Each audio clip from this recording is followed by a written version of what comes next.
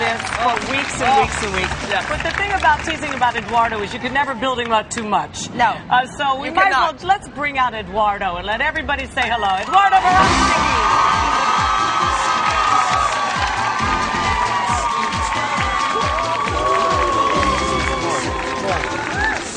One more shot. One more? Don't make me fight you for him. Hello, Eduardo. Well, how are you? I'm good, darling. How are you? This is Eduardo. This is Eduardo.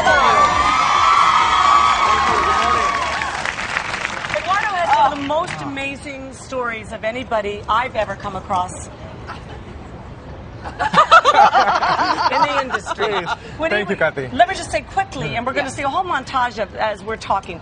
When he was 18 years old, Eduardo grew up in a very small town in Mexico, and all of a sudden you joined a boy band. It was named Cairo. Cairo, yes. Right. And that, from going to being a small, there it is, there's Cairo. This was a huge success, this little That was band, like wasn't it? Menudo. Yeah. Well, you know, I started my career at the age of 18, and for 10 years, I did a lot of stuff.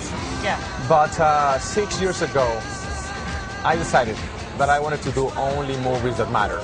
So my friends and I, we started a production company called Metanoia Films with the mission of making films that will have the potential not only to entertain, but to make a difference. And the first fruit of that commitment, it's called Bella.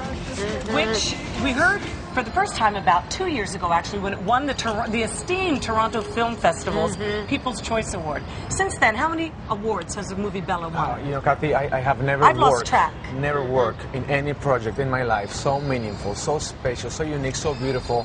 I mean, this little film has changed the lives of many people, including my own. And why do you think that the message of Bella has just resonated in people's hearts, Eduardo? Well, you know what? Beethoven said, what comes from the heart goes to the heart. And we did, you know, we made this film with a little money, but with a lot of heart. And I think this film is touching so many hearts. That's why, you know, in my opinion, Alejandro, the director, created a masterpiece, and I'm just so honored to be part of it. I think it also showed your character as so well-rounded. I watched it last night. I got to admit, I hadn't seen it yet. I put it in the DVD. I watched it. And you've been out to lunch with him a couple I have been out to lunch. I'm looking you sure have been. And when I'm interviewing you, I'm looking at your mouth right now. But anyway. But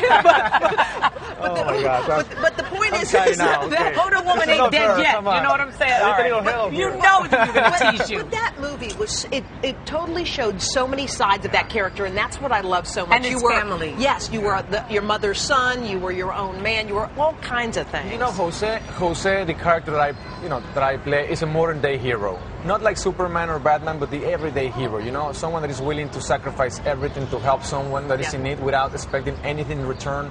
You know, an honest man, a man that is faithful to his wife, and you know, a family man that you know, man of character, man of faith, you know. And the funny thing is, there are some subtitles, but I didn't notice. When I was watching, you don't notice the subtitles. You are so involved. That's you with the big beard. Yes. How was that, by the way? Oh, it was amazing. I mean, especially, you know, we shot this film here in New York City. 24 days. 2 summers ago. It was very hot with the big beard. But that's Tammy Blanchard there, your coach. She Tammy won an Emmy. Blanchard was unbelievable. She won an Emmy for her work on the best actress. I mean, you know, I was so lucky, so blessed to be part of something that is bigger than myself. And as I said before, you know, it's nothing more beautiful than waking up every day in the morning and fight for a mission that is bigger than yourself, contribute to the world in a positive way, and you know, use your talents to make a difference. And Tammy Blanchard did an amazing job. Alejandro Monteverde, the director, the guy is a genius. I mean, and the good part is that he doesn't know it, so keep him humble. Yeah, you know? well, they're looking now for their next project. Right. And again, I think probably the experience of being in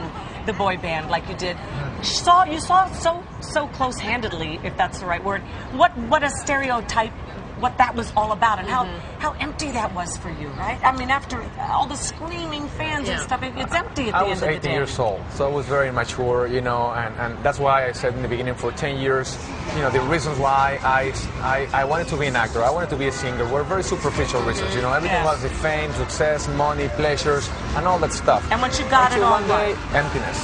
You know, I felt empty. The lifestyle that I was living was not fulfilling. And I needed to do something deeper in my career, you know, and that's why I made a promise. And in your life. That I will never do anything again. I will never use my talents again in anything that will offend my faith, my family, or my Latino culture. And I promised my mother that from now on, every single film that I do, you and my grandmother will come, and I don't have to cover your eyes in any scene from A to Z, which is very hard nowadays. That's why I let him spend time with Cody. Really? What's it like being, I mean, I hate to throw this, but being a heartthrob? I mean, People magazine picked you as one of the 50 hottest guys in Espanol, and people, I mean, we were looking at the crowd when you walked out, and there was drool. There's like drool coming down. What is that? What is that? Would you clean it up, please? It's not attractive. What's that like, having that kind of thing? I mean, to be people 50 most ugliest, it's an honor. But, you know, for me, it's not about that. Yeah. You know, for me, it's about what you do and how do you use your talents. That's what makes me feel great. You know, when I wake up in the morning and I really don't focus on myself, but in the giving, that's what matters. You know, the rest, I cannot base success on something that is temporary and doesn't last. You know, I'm focused on the things that last forever, and that's what really matters for me, you know? What's beautiful about this, we'll end on this note, as Mother's Day is approaching and you feel like your kids are out of hand or they've strayed away, tell quickly the story about your mom when you were going through the hard times and she said something. Oh, well. Yeah, I know. He cries She's when he talks watching me about right it. now. I love you, Mom. No, well, tell. This is the thing. For 10 years, I was completely lost. I lost perspective of everything. And my mother told my father one day, you know, I'm afraid that I'm going to receive a call in the middle of the night with the horrible news because our son doesn't listen to us anymore. You know, he's rebel. They used to call me the impossible. And she told my father, you know what, if he doesn't listen to my words anymore, if my words doesn't touch his heart anymore, my prayers will touch his heart one day. And I believe that the reason why 6 years ago my life changed, it was because I believe that it's nothing more powerful than the prayers of a mother for their children.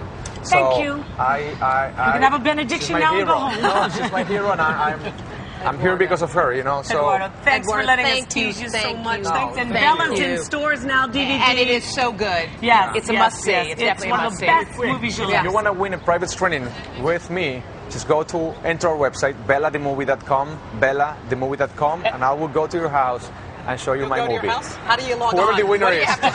Seriously, get on the computer, somebody. Eduardo, thank you. Eduardo, thank you.